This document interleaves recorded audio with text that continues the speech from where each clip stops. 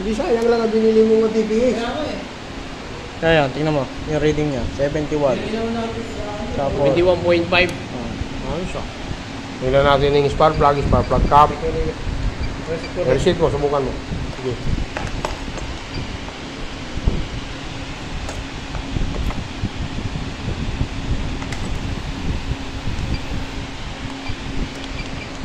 Ano pa rito sir ang hindi napapalitan? Hindi nila ginagalaw? Yan yung lumalabas yung TPS oh. Spark plug. Pinalinis ko lang yung okay. Malabas. malabas matipis. Oo, yun. O ayan, nag-i-error ko no. Problema to. Baka may putol to. Tingnan natin, mag-ano tayo, gagamit tayo na yung multi-tester. Putol oh. Karen. Ganyan.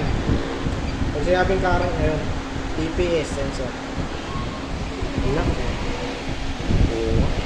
Pag sinabi namang history, dati nga history. Ngayon lang yan. Eh, hindi ko pa naman ginagalaw yan eh. Subok natin yung ano niya. Hindi, magano muna tayo. Trouble dito. Tingnan natin yung connection. Baka may putol na naman ito na ano.